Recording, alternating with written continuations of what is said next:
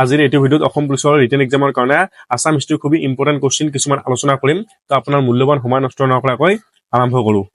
Assam history আৰম্ভ কৰিবলৈ হ'লে দানৱ বংশৰ পৰা আৰম্ভ কৰিব লাগিব, আৰু দানৱ বংশৰ সময়ত অসমৰ ৰাজধানী আছিল প্ৰাগজ্যোতিষপুৰ, আৰু দানৱ বংশৰ প্ৰতিষ্ঠাপক আছিল মহিৰংগ দানৱ, আৰু দানৱ বংশৰ ৰাজত্বকাল আৰম্ভ হয় 1700 খ্ৰীষ্টাব্দৰ পৰা, আৰু দানৱ বংশৰ শেষ ৰজা আছিল ঘটকাসুৰ।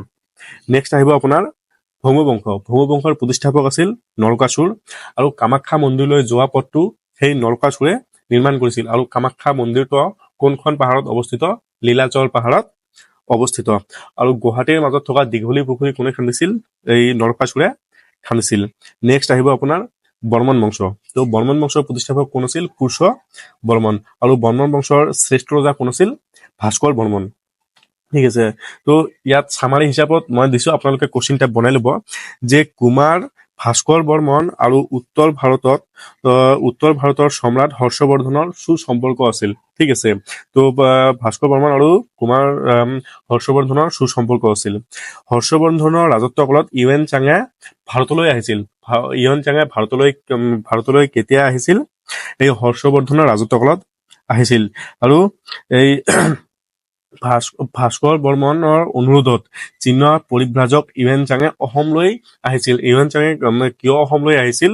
এই ভাস্কৰ বৰ্মনৰ অনুৰোধত ভাস্কৰ বৰ্মনে হৰ্ষবৰ্ধনক অনুৰোধ জনাইছিল। সেই অনুৰোধ কৰাৰ কাৰণে ইউএন চাঙে অসমলৈ আহিছিল। ইউএন চাঙে তেওঁৰ কোনখন পুথিত কামৰূপৰ বিষয়ে উল্লেখ কৰিছিল? ইউএন চাঙে তেওঁৰ পুথি চি ইউ কিত কামৰূপৰ বিষয়ে উল্লেখ কৰিছিল। নেক্সট হৈছে যে শালস্তম্ভ বংশ। শালস্তম্ভ বংশৰ প্ৰতিষ্ঠাপক কোন? শালস্তম্ভ। আৰু শালস্তম্ভ বংশৰ সময়ত অসমৰ ৰাজধানী কি আছিল? হৰূপেশ্বৰ আছিল, আৰু চীনা পৰিভ্ৰাজক ইচিং কামৰূপলৈ আহিছিল। ঠিক আছে, তো চীনা পৰিভ্ৰাজক ইচিং কোনজন ৰজাৰ ৰাজত্ব কালত আহিছিল? তো আপুনি ক'ব পাৰে যে শালস্তম্ভৰ দিনত আহিছিল। ঠিক আছে, নেক্সট আহিব আপোনাৰ পাল বংশ। তো পাল বংশৰ প্ৰতিষ্ঠাপক হৈছে বৰ্মাপাল, আৰু পাল বংশৰ ৰাজত্ব কালত অসমৰ ৰাজধানী আছিল দুৰ্জয়নগৰ। এইখিনি হৈছে প্ৰাচীন অসমৰ ইম্পৰ্টেণ্ট কুৱেশ্যন। ঠিক আছে, ইয়াৰ পিছত আহিব আপোনাৰ মধ্য অসম। তো মধ্য অসমৰ প্ৰথম বংশটো হৈছে যে আহোম বংশ। ঠিক আছে, মধ্য অসমটো হৈছে আহোম বংশ। তো আহোম বংশৰ প্ৰতিষ্ঠাপক হৈছে যে স্বৰ্গদেউ চুকাফা, আৰু চুকাফাৰ ৰাজত্বকাল কেতিয়াৰ পৰা আৰম্ভ হয়? 1228 চনৰ পৰা আৰম্ভ হয়, আৰু সেইটো সময়ত অসমৰ ৰাজধানী কি আছিল? চৰাইদেউ। আৰু চৰাইদেউ কেতিয়া অসমৰ ৰাজধানী পায়? 1253 চনত। ঠিক আছে, 1253 চনত। আৰু আটাইতকৈ বেছি সময় কোনে অসমত ৰাজত্ব কৰিছিল? সেই স্বৰ্গদেউ চুকাফাই ৰাজত্ব কৰিছিল। নেক্সটত আহিব আপোনাৰ বাৱনী কোঁৱৰ। বাৱনী কোঁৱৰৰ আন এটা নাম কি? ঠিক আছে, বাৱনী কোঁৱৰৰ আন এটা নাম হৈছে চুডাংফা। ঠিক আছে, এই নামকেইটা আপোনালোকে মনত ৰাখিব, মই যিকেইটা নাম কৈ দিম যে কাৰ নাম কি। তো বাৱনী কোঁৱৰৰ আন এটা নাম হৈছে চুডাংফা। নেক্সট আহিব আপোনাৰ গড়গোৱা ৰজা। তো গড়গোৱা ৰজাৰ আন এটা নাম কি? চুকলেং মুং। ঠিক আছে, এই নামকেইটা মনত ৰাখিব, কাৰণ মানে সিহঁতে নাম বেলেগকৈ দি যদি কুৱেশ্যন এটা সুধি দিয়ে তেতিয়াহ'লে বহুত দিগদাৰ হৈ যায়। তো গড়গোৱা ৰজাৰ আন এটা নাম হৈছে চুকলেং মুং। নেক্সট আহিব নাগালিপদ কোনে নিৰ্মাণ কৰিছিল? নাগালিপদ সেই গড়গোৱা ৰজা বা চুকলেং মুঙে নিৰ্মাণ কৰিছিল। ইয়াত যদি আপোনালোকক অপশ্যনত দি দিয়ে যে চুকলেং মুং, ঠিক আছে, তেতিয়াহ'লে যাতে ভুল নহয়, দুটা নামে মুখস্থ কৰিব। নেক্সট কুৱেশ্যন আপোনাৰ যে দিহিঙীয়া ৰজা আন দুটা নাম কি কি? দিহিঙীয়া ৰজাৰ আৰু এটা নাম হৈছে যে স্বৰ্গনাৰায়ণ, আন এটা নাম হৈছে চুহুং মুং। ঠিক আছে, তো ইয়াতো চামাৰী হিচাপত কিবা এটা লিখা আছে, মই পঢ়িম, আপোনালোকে কুৱেশ্যন পেপাৰত বনাই ল'ব।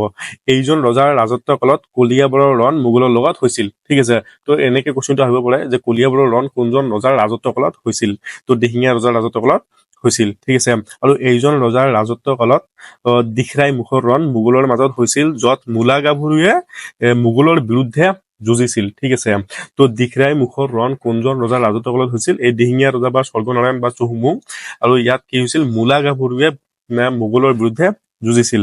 ঠিক আছে, আৰু বৰপত্ৰ গোহাঁই পদৰ সৃষ্টি কোনজন ৰজাই কৰিছিল? সেই দিহিঙীয়া ৰজাই বা চুহুংমুং। ঠিক আছে, এইটো একদম মনত ৰাখিব।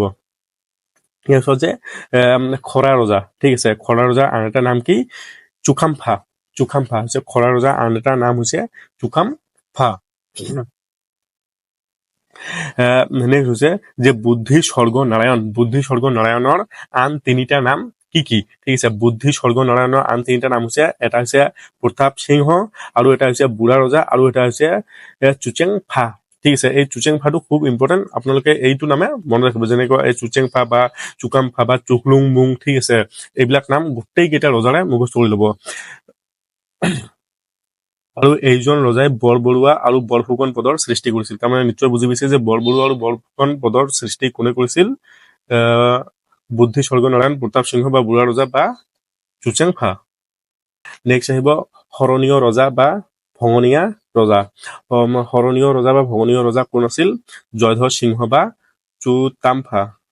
চুতামলা জয়ধ্বজ সিংহ মানে কি নামটো হৈছে যে চুতামলা এই ইয়াক মানে ভঙনীয় ৰজা বা শৰণীয় ৰজা কিয় কোৱা হয় মীৰ জুমলাই যেতিয়া গড়গাঁও দখল কৰিছিল তেতিয়া এইজন ৰজাই পলাই গৈছিল তাৰ পৰা ঠিক আছে আৰু মীৰ জুমলাই কেতিয়া গড়গাঁও দখল কৰিছিল 1662 চনত মীৰ জুমলাই গড়গাঁও দখল কৰিছিল ইয়াৰ পিছত আহিব যে চক্ৰধ্বজ সিংহ চৰাইঘাটৰ যুদ্ধ 1671 চনত হৈছিল কাৰ মাজত হৈছিল মোগলৰ লগত হৈছিল ঠিক আছে তো চৰাইঘাটৰ যুদ্ধ কেতিয়া হৈছিল 1671 চনত হৈছিল মোগলৰ মাজত হৈছিল তেতিয়া কি মোগলৰ সেনাপতি কোন আছিল ৰাম সিংহ আৰু আহোম সেনাপতি কোন আছিল বীৰ লাচিত বৰফুকন এই দুটা মনত ৰাখিব যে ইয়াত আহি যাব পাৰে যে চৰাইঘাটৰ যুদ্ধৰ সময়ত মোগলৰ সেনাপতি কোন আছিল ঠিক আছে মোগলৰ সেনাপতি ৰাম সিংহ আছিল অসমৰটোতো সবে গম পায় বীৰ লাচিত বৰফুকন আছিল ইয়াৰ পিছত আহি গ'ল যে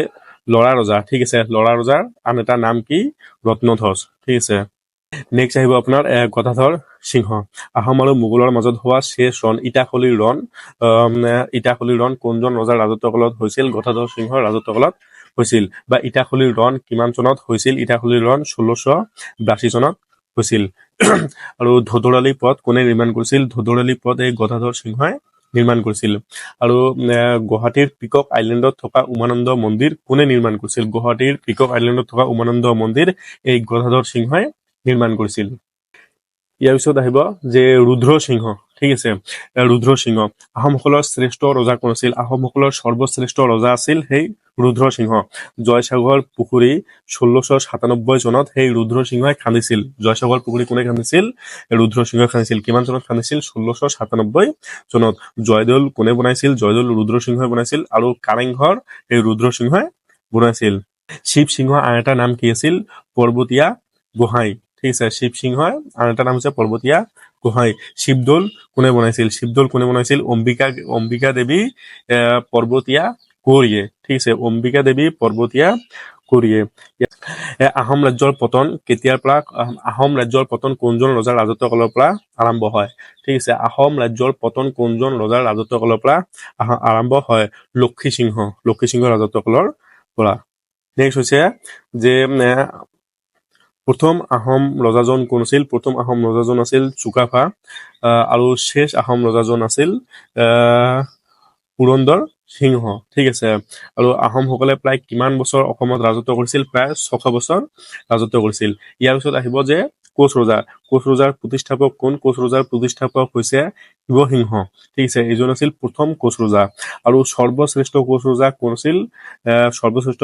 কোচ ৰজা আছিল নৰনাৰায়ণ আৰু চিলাৰায়ৰ কথিত নাম কি আছিল চিলাৰায়ৰ নাম আছিল শুক্লধ্বজ আৰু কোচ ৰজাৰ শেষ ৰজাজন কোন আছিল বধু নাৰায়ণ ঠিক আছে ইয়াৰ পিছত আহিব আপোনাৰ প্ৰথম চুতীয়া ৰজা কোন আছিল প্ৰথম চুতীয়া ৰজা আছিল বীৰপাল আৰু প্ৰথম কছাৰী ৰজা কোন আছিল প্ৰথম কছাৰী ৰজা আছিল মানিক আৰু প্ৰথম জয়ন্তা ৰজা কোন আছিল প্ৰথম জয়ন্তা ৰজা আছিল পৰ্বতীয়া ৰায় তো ভিডিঅ'ৰ মাজত এটা কথা জনাই দিওঁ মই কিছুদিন আগত কৈছিলোঁ যাক আছাম হিষ্টৰী নোটখন লাগে মোক ইনষ্টাগ্ৰামত মেছেজ কৰিব মই দি দিম তো ইমান মানুহে মেছেজ কৰিছে মই সকলোকে দিব পৰা নাই বহুতজনে মোক কৈছে যে দাদা আপুনি দিম বুলি কৈও দিয়া নাই একচুৱেলি মই মানে ইমানজনক দিছোঁ আৰু বাকীখিনিক মই দিবলৈ ক্ষমতাও নাই মানে ইমান গোটেই দিন দি থাকিলেও শেষ নহ'ব সেইকাৰণে মই ভিডিঅ'টো বনাই দি আছোঁ নেক্সট কুৱেশ্যনটো জনাৰ আগতে মই এটা বস্তু জনাই দিওঁ যে মোৰ ভিডিঅ' চাই থকা কোনোবাই যদি এনেকুৱা আছে যোনে নেকি এটা ইউটিউব চেনেল চলাই আছে বহুদিনৰ পৰা এতিয়ালৈকে মনিটাইজ কৰাব পৰা নাই